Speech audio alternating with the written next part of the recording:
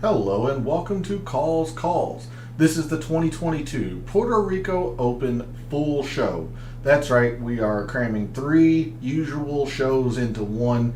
It's probably going to be a little bit of a long evening, but that's what you get for trying to fit all 3 shows into one. It's what we're here for. We're going to cover everything Puerto Rico Open. That's right, initial research, data dive, and DFS Tactics all tonight. So don't want to waste too much time on the intro.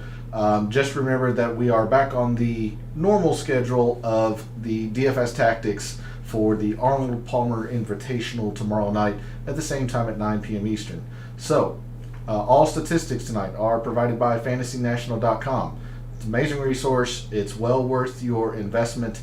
It's the best tool out there. It is simply the best compliment I can give it, because it's absolutely true. It is just the best tool out there.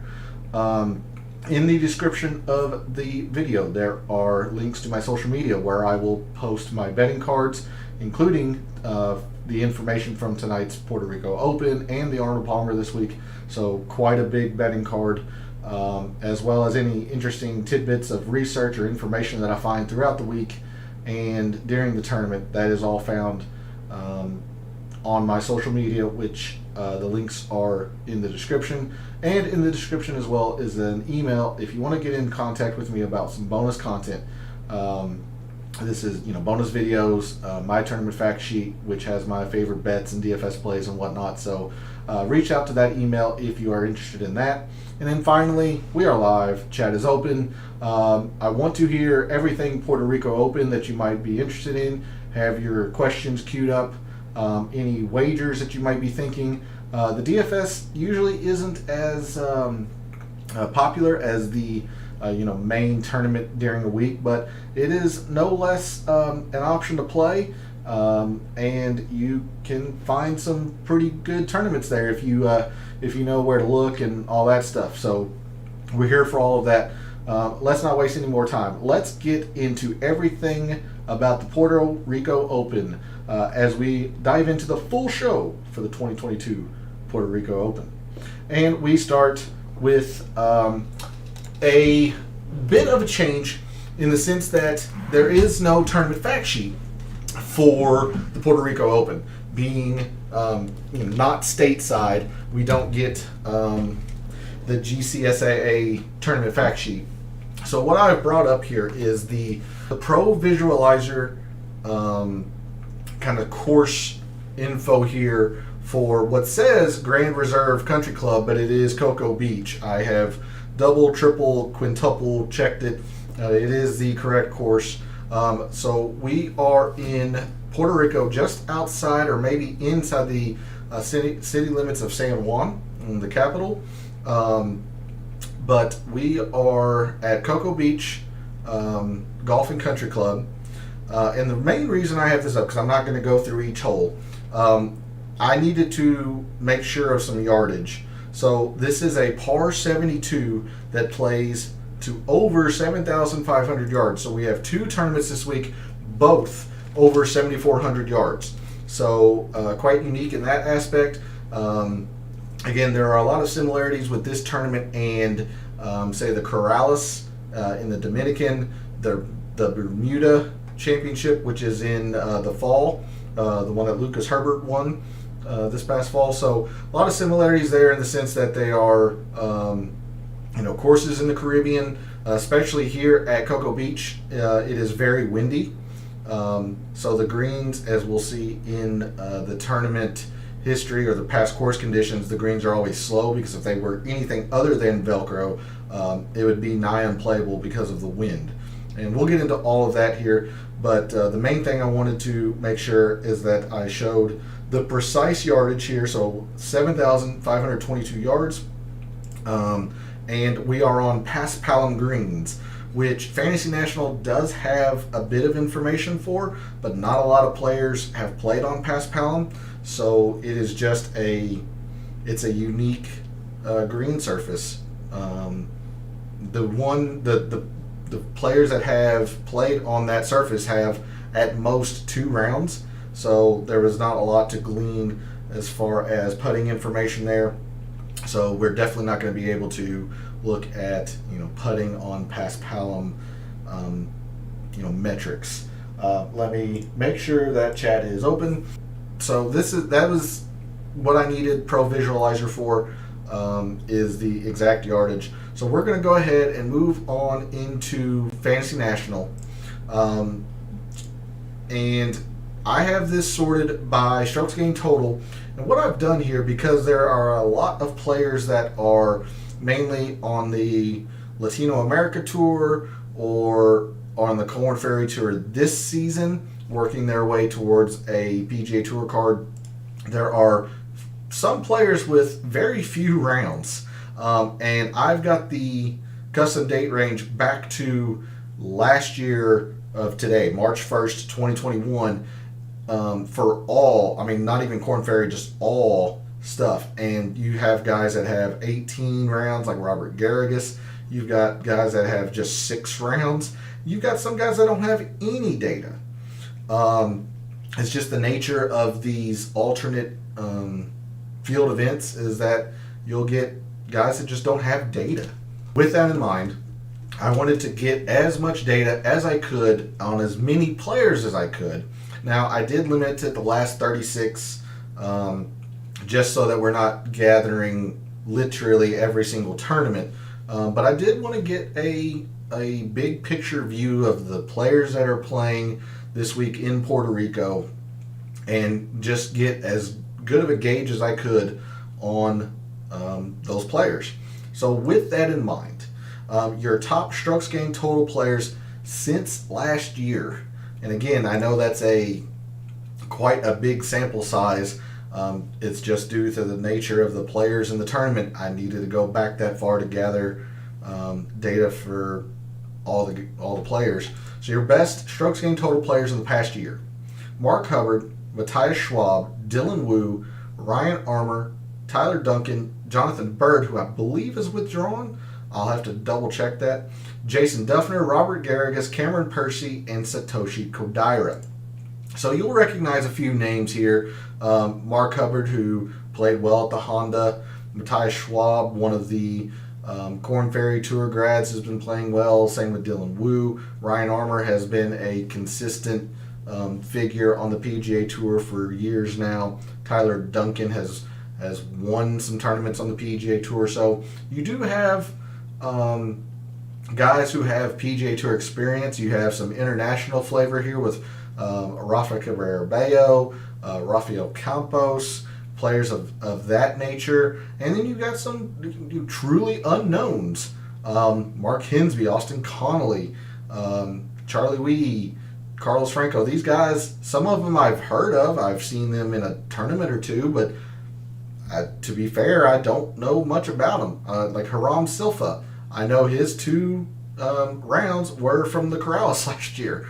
That's all he has. That's all he's played on PGA Tour. So it's a unique challenge when you tackle an alternate tournament. So with that in mind, knowing that we are on a long course, the first thing I want to do, since we don't have the ability to check Paspalum putting, let's just take a look over that same time frame of who has played long courses the best. And you'll note that I do have some stars here just due to the nature of the show tonight. We are having to combine DFS and data. So we'll get into that. But your top strokes gained total players, and again, even though this is last 36, the most rounds here is 14 on long courses or courses over 7,400. So the best performers on long courses in the past calendar year, you have Ben Martin, Austin Smotherman, Rafael Campos, Richie Wierenski, Peter Uihlein, Bryce Garnett, David Lingmerth, Jim Canos, Chase Seifert, and Josh Teeter. So before I get any further, let's try to wrap up some of the initial research for the Cocoa Beach, and what that entails is going to the course breakdown. So I did want to give you just a full view, kind of strokes gained total look at some of the guys. But let's go to the course breakdown here. And the reason I had Pro Visualizer up, I did not want to have to do literal calculator math in front of you all. But you can see that this is a fairly long course, 7,500 yards. You've got two par fives that measure in the 600s. You've got one at 600 even and one that measures the 630. So there is some of the length of the course, but you'll also notice, like the Arnold Palmer, the par threes are pretty darn long here. You have a 203, you have a 236, a 192, and a 202. So there is quite a bit of length on the par threes here. And even though this is an alternate field event, the course in of itself doesn't play necessarily easy. Now you do have a very high eagle rate par 5 here on the par 5 second, and it plays to a half a shot under par. So if you are getting par on this hole, you are losing quite a few strokes to the field. But when you look at, say, the 9th and 10th rated difficult hole, 10th is still a 10th over par, or excuse me, a 100th over par. 9th is about 500ths over par. So usually 9 and 10 you want to see, if it's an average style course, it would be right at even par. This is a bit on the tougher side. But I mean, even the most extreme difficult hole here is only 1500ths of a stroke over par. So you don't have anything completely difficult. You can still score on this hole. It's just the fact that most of the holes here just play a tad bit over par. So par is generally a decent score here, with the exception of, the par fives, basically. You have a semi-eagleable one here as well. But the two on the back are definitely birdies, but not necessarily eagle holes, just because of the length. But there is a quick look at the course breakdown here. It's about an average style difficulty of a course. We come to strokes by hole by par, and probably no surprise, par fives are the most important, but it is a pretty even distribution here. You've got basically 0.14, 0.135, and 0.125. So not a lot of separation between the two, or excuse me, in between the three. Then that's the top 10. You move to the top 5. The par 5s start to make their way above the par 3s. Par 4s start gaining some steam as well. And then the winners, it's really mitigated on the par 3s. The par 4s actually start taking control of strokes gained once you get into the winners. But if you're going with the top 10s, 5s and 4s are going to be our main focus this week at the Puerto Rico. The par 3s do have a bit of importance, but it's definitely muted here in comparison to these two. What you're going to realize is that we don't have a lot of data for this course, because normally next to this historic cut line is the approach shot distribution. We don't have that, just because courses overseas do not use ShotLink. So we aren't able to gather that information and whatnot. So it's a best guess on the type of, the way the course plays. With it being long, you would think 200 plus irons come into play, but you really don't know. So I am doing absolutely nothing with proximity this week at all. But we'll go to the whole composition here. The par 3s, again, spread pretty evenly. Again, this is on the scorecard 192, so I'm sure it can play into this one. But they're still fairly evenly spread. You do have a very short par 4, quite a few 400, 450, and 450 500s, and then the two par 5s are split evenly between 500, 550, and 600, 650, which is an even, it's a weird split, but it's an even split. Then the scoring distribution, there are more birdies than bogeys, and even when you factor in the doubles on top of the bogeys, It does say that the course generally leans easier, but you also saw from the course breakdown up here, the scorecard, that it can play not necessarily tough, but over par. I mean, the 11th most difficult hole is the par, when you would expect it to be either 9 or 10. So it's a bit on the tougher side for the scorecard.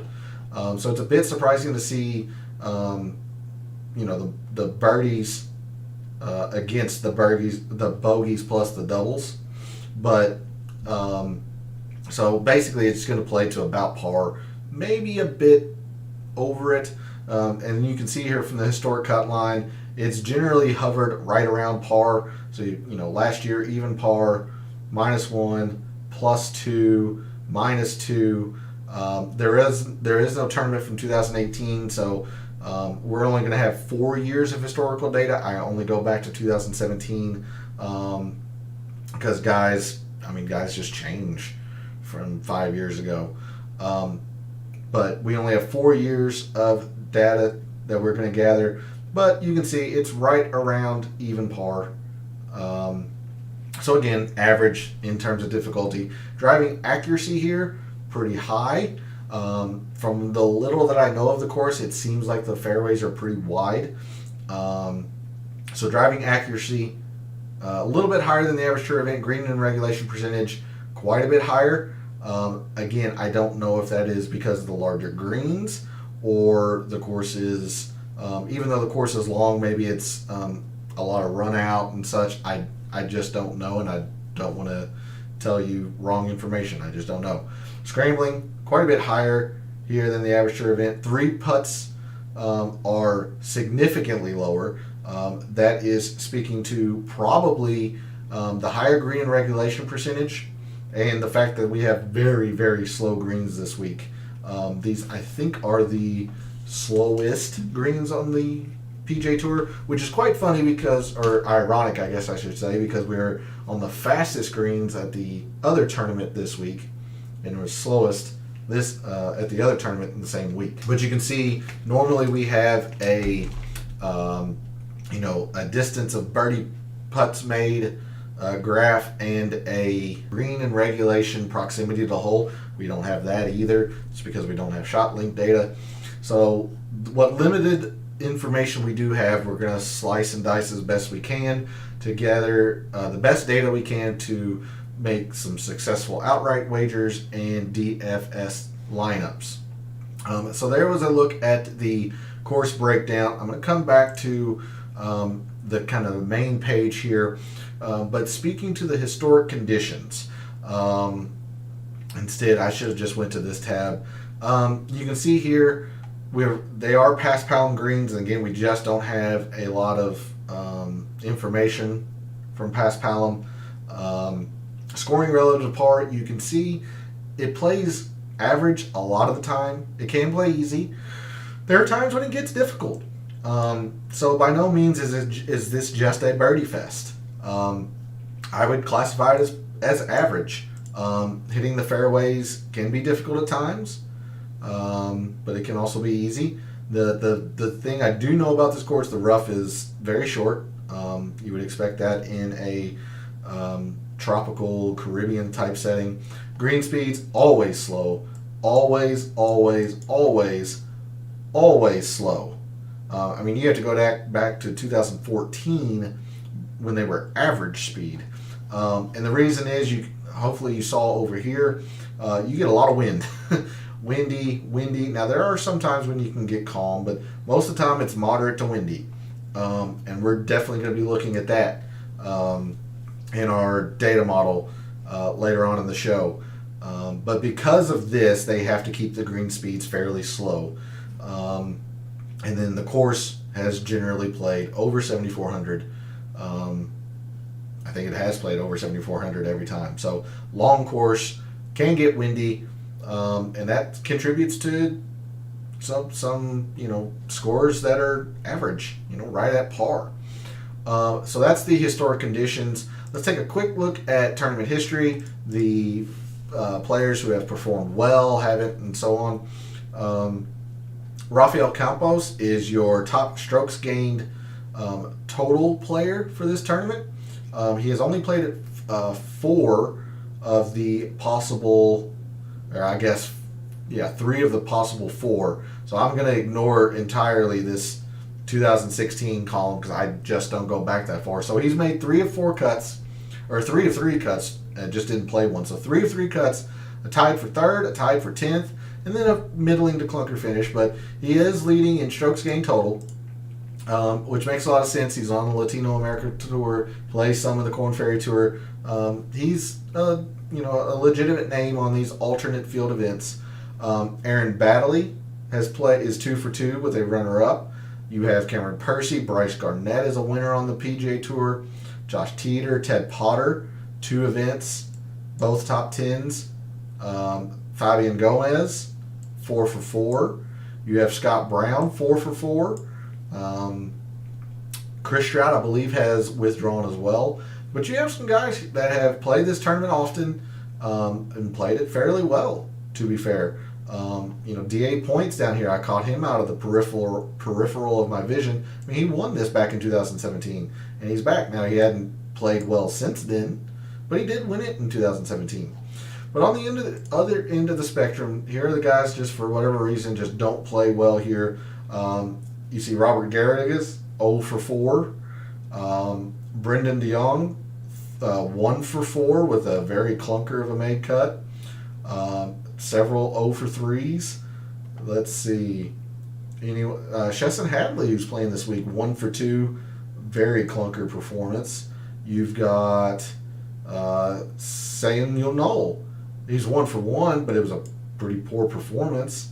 Michael Kim. I mean, look here, Martin Traynor, your winner in 2019, didn't make the cut either of the next 2 years.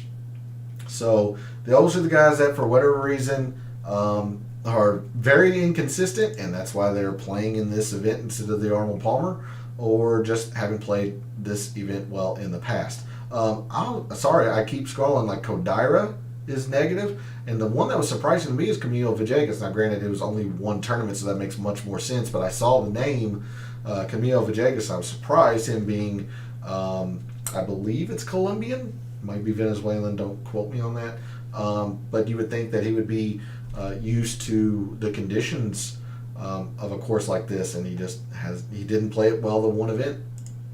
So I'll keep it sorted on this as we move forward. But now that we've gained what little information we can, let's take a look at some stats that we want to probably take a quick look at. And again, this is a long course, so there's your top performers on long courses. Having said that, we can take a look at a few other things. I am going to just go with strokes gained approach. It's my preferred statistic over putting, over off the tee.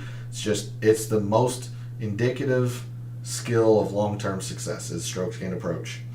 So the last 36 rounds of the guys who have played 36 rounds, or dating back to last year, your top strokes gained approach players in the field this week: Luke Donald, Cameron Percy, Joseph Bramlett, Mark Hubbard, Bo Hoag, Robert Garrigus, Chris Stroud, again I think he's withdrawn, Austin Smotherman, Kurt Kitayama, who finished 4th last week at the Honda, and Bronson Burgoon are your top 10.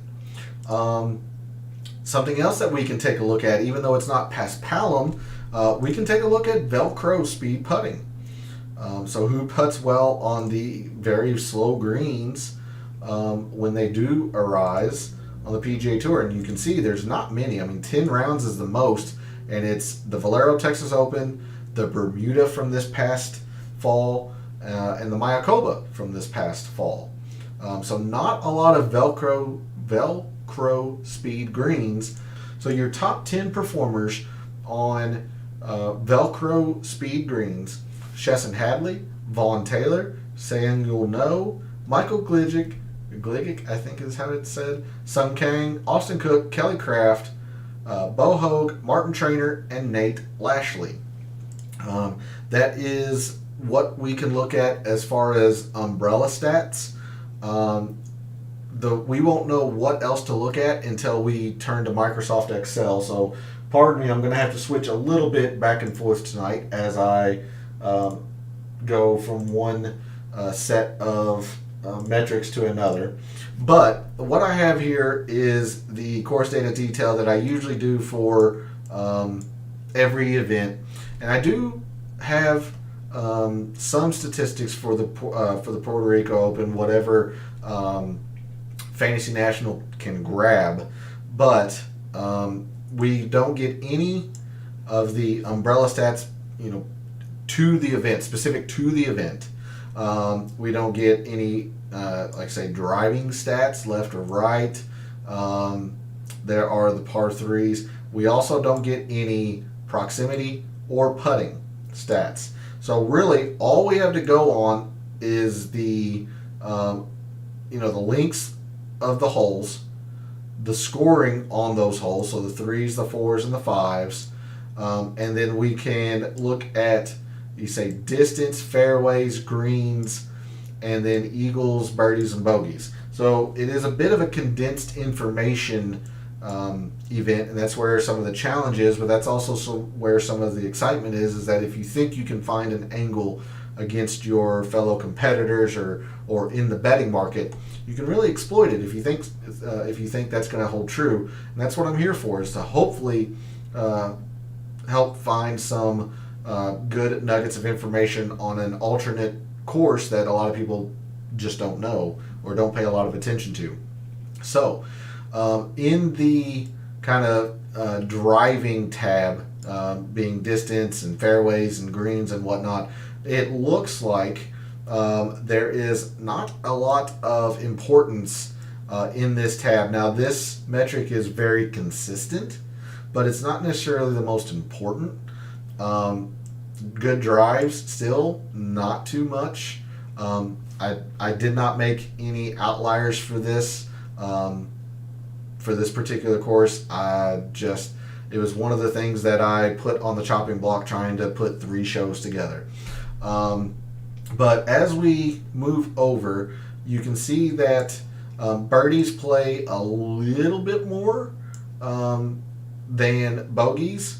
Remember, the lower the score, the more indicative of leaderboard success.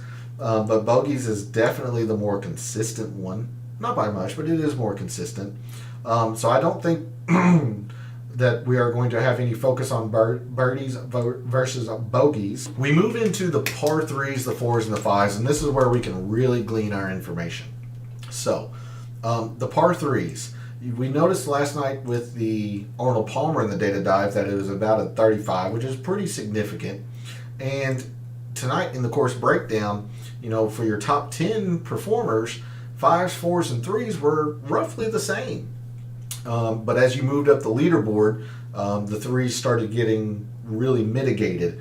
And you can kind of see that here where it's a 38 for the par threes. It's a 22, so even more important than the Arnold Palmer in terms of par fours. And you kind of saw that with your winners when the strokes gained par four outweighed the par fives. And then you can just see on the edge of your screen here the strokes gained par fives falling in between the fours and the threes.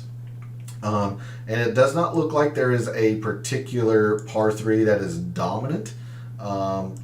I guess the 175 to 200, but again, that's just one hole on the scorecard, so you don't want to put a whole lot of emphasis on it. But having said that, there is an absolutely dominant par 4 range. Sorry, I went one too far. And that is the 400 to 450. This is a 30.1. I believe we had to remove an outlier last night from the Arnold Palmer set, and it was close to 30. As well. So the 400 to 450, extremely important here at Cocoa Beach. At the same time, 450 to 500 is not to be ignored either. It's at a 35, which is also very important. But a lot of weight put into the par fours, and I put quite a bit of weight into this as well, a bit of foreshadowing for the data model. And then the par fives, again, just strokes gained par 5. It does not look like there is a dominant length here If there is one, it's the 500 to 550. But if this number were close to that number, then you would say it's dominant. But here, not really. And again, there's no proximity or putting to go over. So when we move back to Fantasy National, we're definitely going to be looking at par fives. We're going to look at par fours, and especially the 450 to 400 to 450 range of par fours. We're going to look at probably just strokes gained par 3, although it'd be interesting to see maybe this one, but again, that's just one hole on the scorecard. I'm not terribly comfortable doing that. Just probably strokes gained par 3, and then we can look at some more long course metrics, maybe some opportunities or birdies or better gained in on long courses. Not sure if we want to look at birdies and bogeys, since this is an average difficulty event. But I did want to make sure I brought this up before we started looking into specific data into Fantasy National. So again, bear with me as I switch views and come back to Fantasy National and make sure chat is still up. So now that we have a decent gauge of what we're going to be looking for, let's go ahead and look at Fairways and Greens. Just kind of get a feel maybe for guys who maybe hit greens on long courses. Sorry, I still have the Velcro metric up. So these are the guys that hit the most greens on long courses. You got Bryce Garnett, Aaron Baddeley, Kevin Chappell, Austin Smotherman, J.J. Henry, Chase Seifert, Brett Druitt, Seth Reeves, Ben Martin, and Joseph Bramlett are your top 10 in that category. If we want to go with, say, good drives gained on this same long course metric, Ben Martin, Chase Seifert, David Hearn, Brian Stewart, Seth Reeves, David Lipsky, Bryce Garnett, Bronson Burgoon, Kyle Stanley, Austin Smotherman, and Justin Lauer. Okay, good stuff here. Let's see. And I'd be curious, if you're watching live, jump in chat. What are you wanting to see, if anything in particular, or a specific player? But to me, there's not a lot to glean from this tab. I am going to remove the the long course metric or filter and just look at scrambling. We saw that scrambling was pretty successful here via the course breakdown, or at least higher. So your top scramblers in the past year or 36 rounds: Jonathan Bird, Mark Hubbard, Aaron Baddeley, Nick Taylor, Jim Canosse, Martin Traynor, Parker McLaughlin, Ricky Barnes, Chase Seifert, Luke Donald, and Joshua Creel. All right, so you're getting quite a bit of overlap here. Hubbard's popped a couple times. Chase Seifert's popped, I think, on almost every single one on the metrics on this tab. All right, so good stuff there. Let's go ahead and move, because we don't have proximity, let's go ahead and move into the par 3s and the 4s and the 5s. Strokes gained par 3. And again, with no filters here, just strokes gained par 3. You've got Dylan Wu, Mark Hubbard, Michael Kim, David Lipsky, David Lingmerth, Luke Donald, Jason Duffner, Chan Kim, Jonathan Bird, and Brendan DeYoung are your top 10 on strokes gained par 3. We saw that there wasn't really a dominant length of par 3, so again, probably just focusing on this. Let's see. We'll move to the par 4s, and we had both the strokes gained par 4 and a range. So let's look at both of those. So your top strokes gained par 4 players that are in the field this week: Mataya Schwab, Ryan Armour, Satoshi Kodaira, Nick Taylor, Tyler Duncan, Brian Stewart, Chase Seifert, Mark Hubbard, Bryson Nimmer, Nate Lashley, and Luke Donald. And then if you go to the par 4s, 400 to 450, you can kind of see a lot of these guys are going to overlap. But to give you a sorted here, you got Tyler Duncan, Andrew Novak, Satoshi Kodaira, Ryan Armour, Austin Smotherman, Jason Duffner, Camilo Villegas, Brian Stewart, Aaron Baddeley, Jonathan Bird, and Carl Peterson. Some good stuff here. You got quite a bit of overlap. You see Tyler Duncan's in the top 10 on fours and of the length. Andrew Novak just missed the top 10 on regular par fours. He's 12th, but number 2 on the length. You've got Kadira, 3rd and 3rd. Ryan Armour, 2nd and 4th. Stewart, 6th and 8th. So a lot of positivity there. Schwab, 1st and 12th. Lashley, 9th and 14th. So a lot of overlap there on the par fours. Lastly, let's take a look at strokes gained par 5. So your top par 5 performers in the field this week: Mark Hubbard, Trey Mullinax, Derek Ernst, Michael Glick, Cameron Percy, Jared Wolfe, Josh Teeter, Seth Reeves, Robert Garrigus, and Vaughn Taylor. All right, good stuff there. Before I forget, and this is, again, a bit of foreshadowing, but we're going to come back to strokes gained, and I'm going to add a specific filter here, but we're not going to look at the results, because let's look at Wind Finder very quickly and see if it's going to indeed play the way it normally does. And Thursday, it looks like it'll be fairly calm by Puerto Rico standards. Maintained winds of 10 miles an hour and whatnot, gust maybe 13. But then the wind will start picking up on Friday and really get hectic on Saturday and Sunday. But the bigger concern that I'm seeing is that there is rain in the forecast, especially Sunday. So does it get moved to Monday? I don't know how well the course drains. I don't know how well it handles water in general. It's a lot of this course I don't know, but there is a significant amount of rain in the forecast, and to be expected, there is quite a bit of wind, especially on the weekend. I don't see any preference in AM-PM split. It's just pretty consistent, to be honest with you. Looks like the rain's coming in night and lasting into the morning. So if anything, I would say probably a PM-AM split would be favored, just because the course is going to be really, really soft. And when you get a really soft course and you get professionals on it, I mean, guys are just going to be able to dial in their irons to the distance and not have to worry about it bouncing off the greens or going too far astray from where they're intending. So if I had a favored split, it would be PM-AM, but it's not heavy by any means. And again, this isn't a ton of rainfall. I'm just seeing that there is rain in the forecast. But there's Wind Finder. So because we've checked that, I'm actually going to exit out of this and come back to Fantasy National. Let's look at strokes gained total in moderate and windy conditions.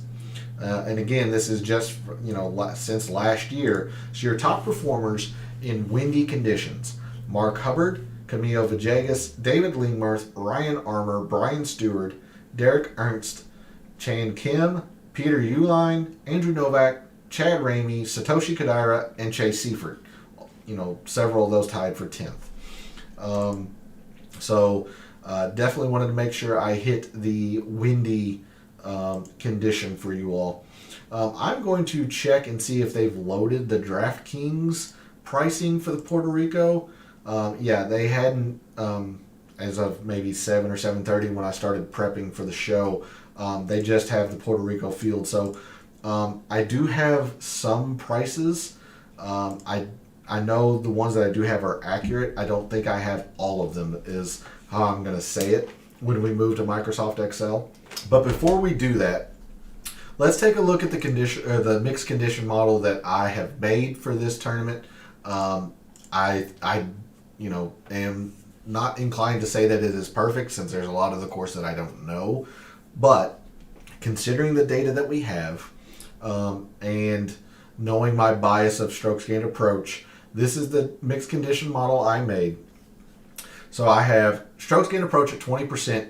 I will always default to this and make it the highest or tied for the highest metric. Again, say it a lot. It is the statistic that's most indicative of long-term success. Generally speaking, it's going to lead to higher leaderboard success. I just prefer strokes gained approach. You could certainly argue to put a little bit less percentage in this. Again, it's just the type of player I prefer. We saw how important the par 5s and par 4s were. So those I put at 15%. I did still put the par 3s at 10% just because the players that finished in the top 10, it was still fairly important. And then once you moved up from the top 10s, the par 3s started to get mitigated. But included with the par 3s, I made sure I put the full 10% in the 400 to 450 par 4s. And then I put 10% in both long courses and moderate wind and windy conditions, considering it looks like they're going to be moderate to windy. Generally, this is a very windy course. And then I had 5% in putting on Velcro. Again, because there's not a lot of past Palom data, I just grabbed what I knew would be happening this week, and that's Velcro speed greens. So I put 5% in that, and I had 5% left over. I toyed with several things, maybe a length of a par 5, moving a percent here and there. I decided to go with birdies are better, because sometimes this course can play easy. It plays more easy than difficult, generally speaking. We saw that from the historic conditions. And I'll bring that up just quickly. I mean, yes, most of the time it is average, but you have more easies than difficults. And birdies are better is what I generally default to when it's easy. Whereas I'll do something like bogeys avoided and scrambling if it's difficult. So I wanted to see, birdies are better, and I combined it with the over 7,400 metric, especially since it doesn't play easy all the time. I just combined birdies and better and long courses, and I put that at 5%. So when I ran the data model, this is the rankings that came out for me. Mark Hubbard is number 1, and he is the betting favorite this week, according to DraftKings Sportsbook. He is at, last I saw, 18-1 as the favorite. So that's a pretty lucrative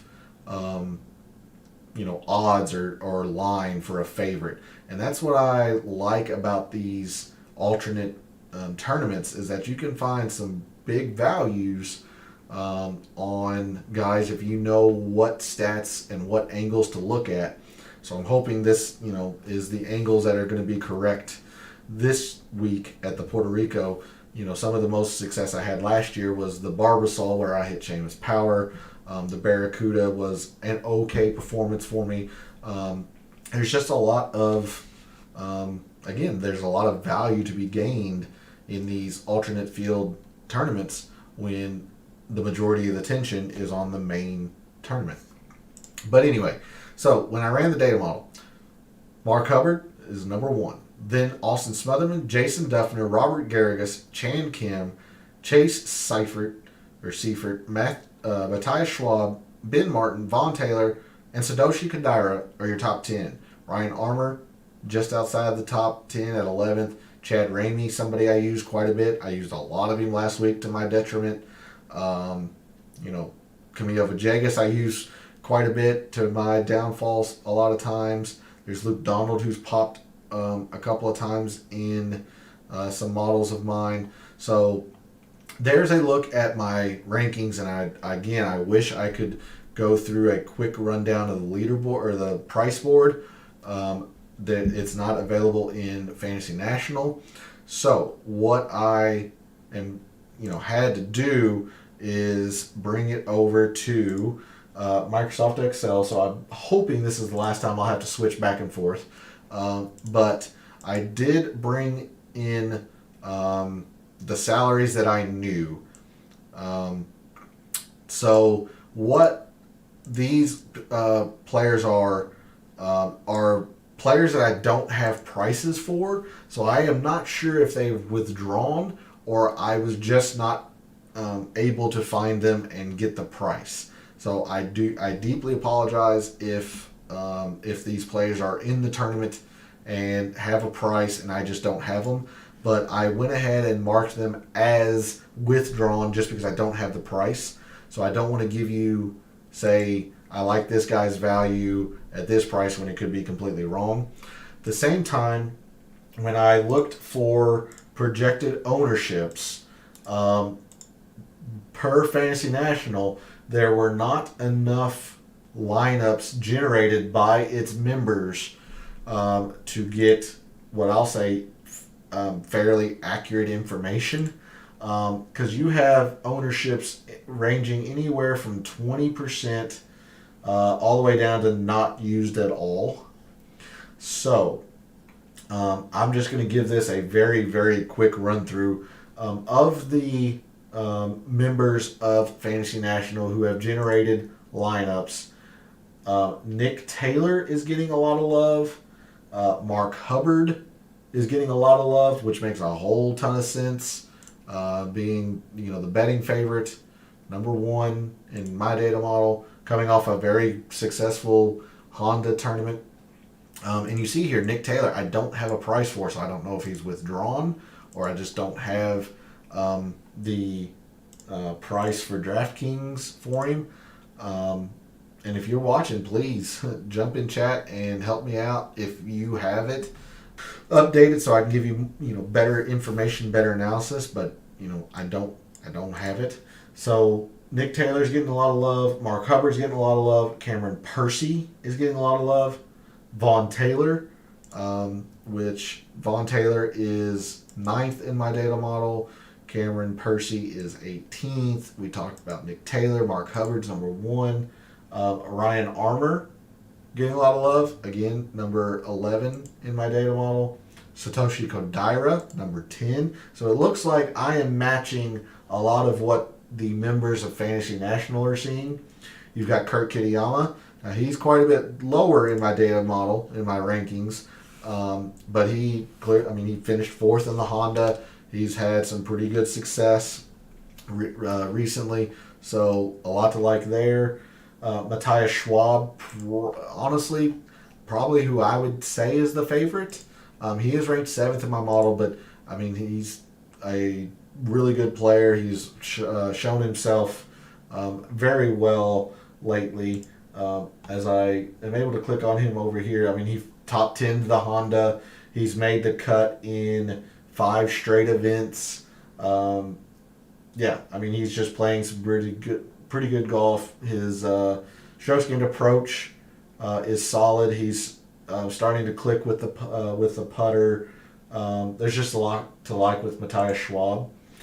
He's probably who I would make the favorite. You got Austin Smotherman's getting a lot of love as well. So there's a few guys that I've noticed right off the bat that are getting a lot of love, and they just so happen to be a lot of the guys at the top of my rankings board. But before we get into making lineups and all that, let's take a look at some previous course history. And again, I was only able to get the data that Fantasy National collects, but it is better than nothing. So again, this is kind of like that tournament history tab on Fantasy National. This is just breaking out the strokes gained total to what they have done at this tournament. So, I shouldn't have done that. So, of the players in the field, you've got Kyle Stanley, who finished 3rd once. Ted Potter, we mentioned, he's had 2 events, finished an average finish of 7th. Of the guys that have played it, more than, say once, you kind of have to include the twice just because it's only 4 possible years. But, you have Rafael Campos, 3 events, 3 cuts made, average finish of 21st. Cameron Percy, 3 for 3 with an average of 25 or 25th. Fabian Gomez, 4 for 4, average finish of 30th. DJ Trahan, Josh Teeter with some success here. Peter Uihlein, 4 for 4. Scott Brown, 4 for 4. At the other end of the spectrum, we have like Robert Garrigus, 0 for 4. And yet he rated something like 4th in my data model, which again, this just goes to show, do you prefer the analytics and, current form, or do you believe in prior course history? Especially in a tournament like this, I might go with more course tournament history, since we don't have a lot of the main statistics that I like to use. You've got John Merrick, 1 for 4. Ted Purdy, 0 for 3. See, Mark Hubbard he's 0 for 1 with a 93rd, so he didn't play it well this year, the year that he played it, but it was back in 2017. He's a much different player now, so I'm willing to write this one off a little bit. It's still a bit concerning, but I would write this one off just a bit. We talked about Brendan DeYoung, 1 for 4. John Rollins. So with that in mind, let's sort some data here, see if we can't get some guys to figure out what they do well here, why they've maybe had some success. And again, I don't think I'm going to do much on the driving tab, nor the birdies and bogeys. So let's just go straight into the par threes and see who has played historically these par threes the best. And I did that the opposite way. I apologize. Let me go largest to smallest instead.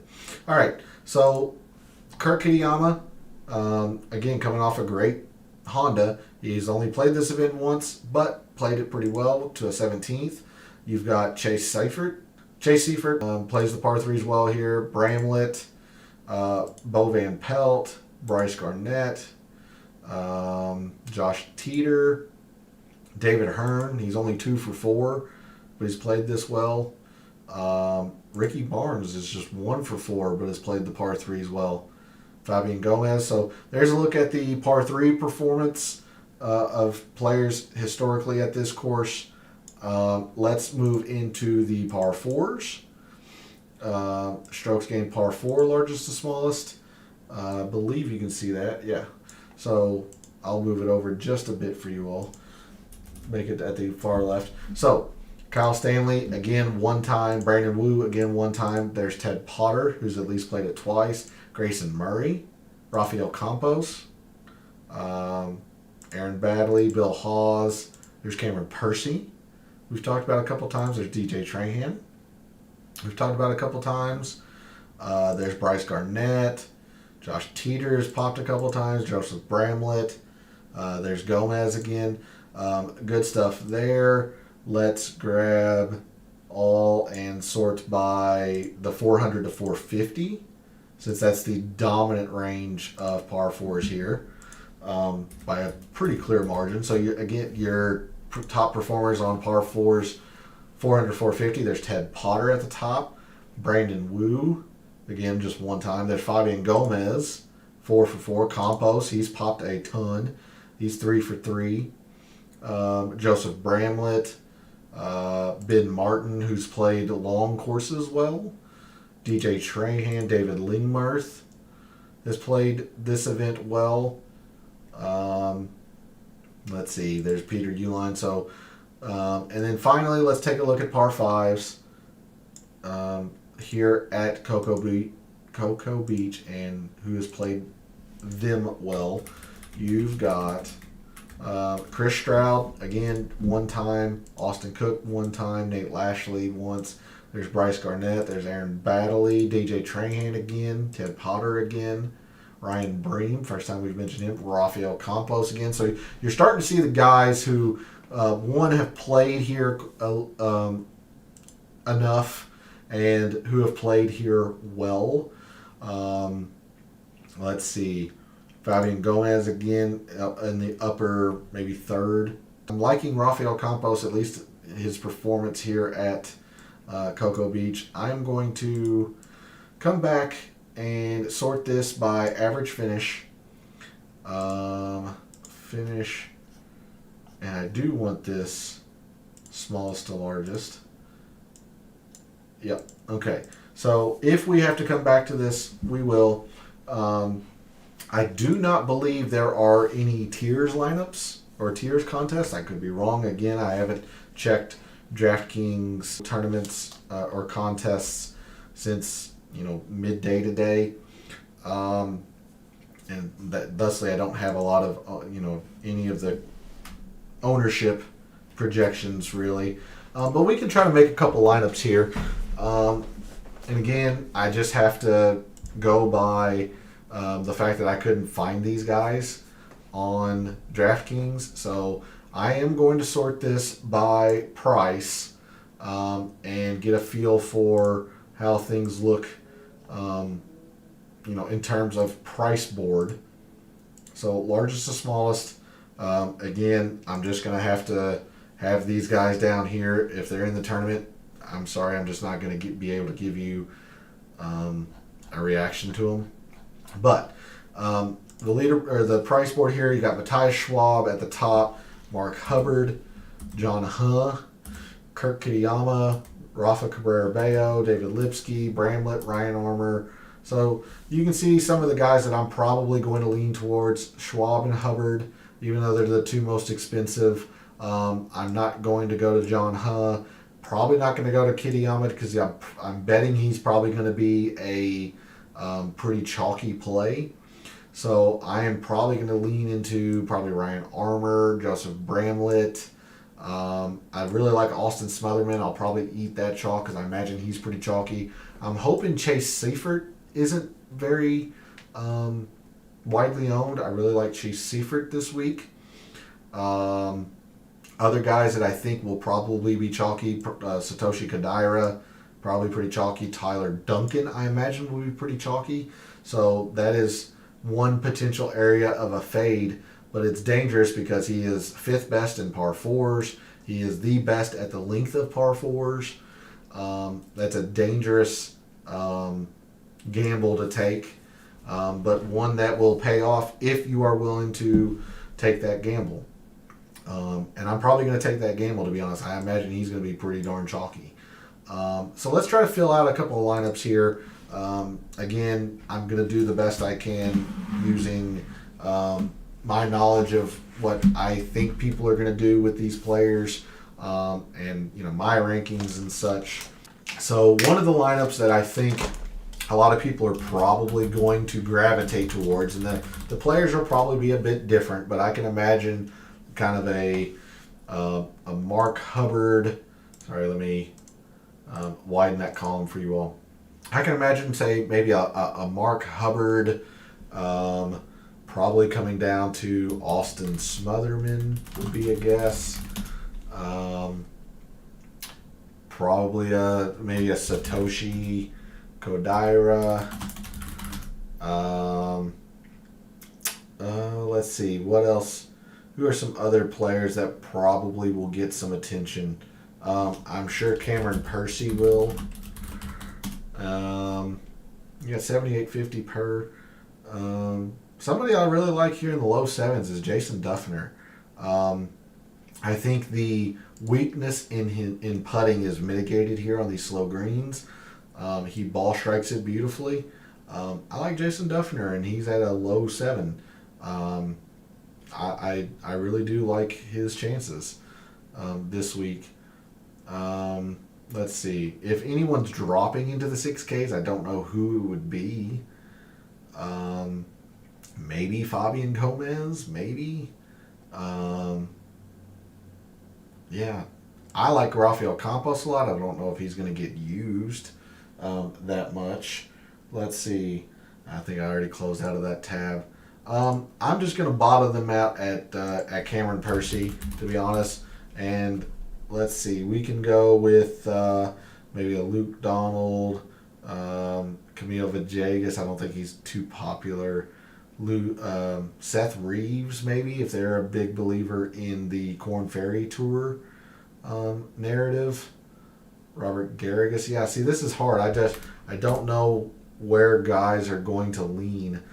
You've got Kodaira. Oh, Tyler Duncan. I'm sure people are going to use Tyler Duncan a lot, which leaves 7,800.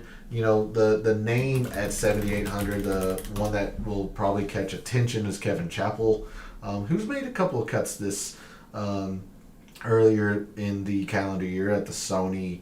I think he made the cut at the Amex as well. So there, I imagine, would be a chalky-ish lineup if I had to guess. But the little that I've played around here lately, or today with the Puerto Rico DFS, I went Mark Hubbard and or Mataya Schwab, but I was willing to come down into the low six, or not the low sixes, but into the 600s or 6,000s. There are a couple guys that I kind of like. I mentioned Duffner. He's at 7,100. Ben Martin at 6,800. Again, he's the best on long courses.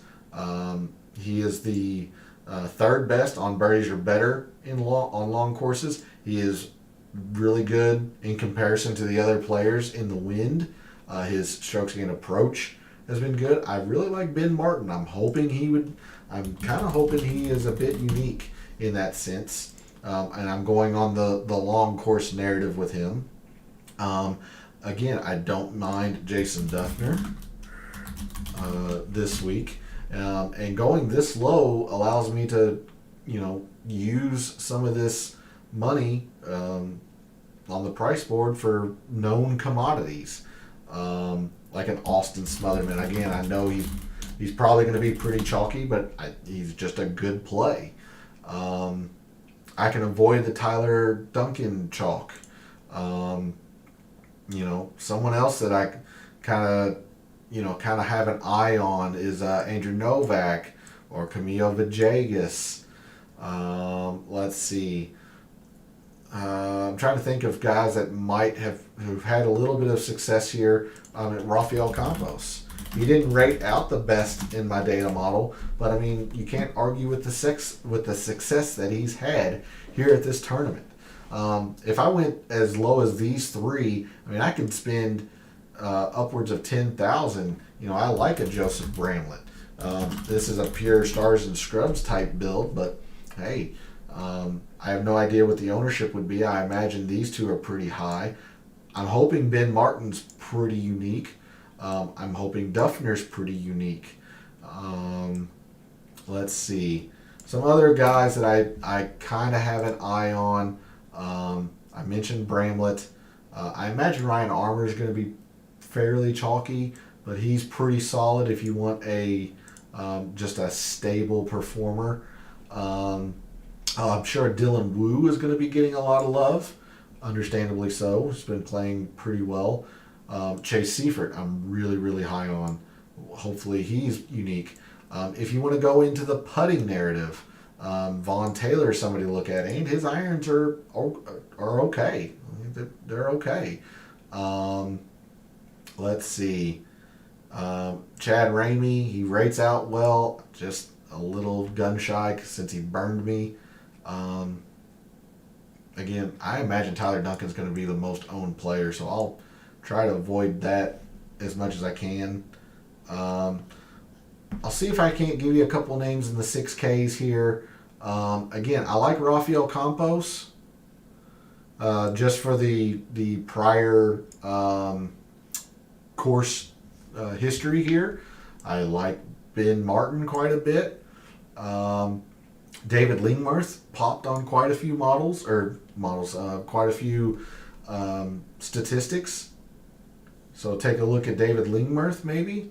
But I would not feel too comfortable going down into this area of the price board at all. I think I would be most comfortable bottoming out at David Lingmerth. I feel okay about doing it. I don't want to do it a lot, but if I get a line up with Lingmerth, and I'm able to fit a Schwab and Hubbard, or I'm able to go a Hubbard Armour Smotherman type, and if I need to bottom out at Lingmerth, I can do it. So that is a very quick rundown of the Puerto Rico Open this week at Cocoa Beach.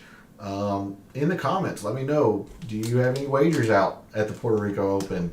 Who are some of the guys you're thinking about playing in your DFS contests if you are playing at the Puerto Rico Open?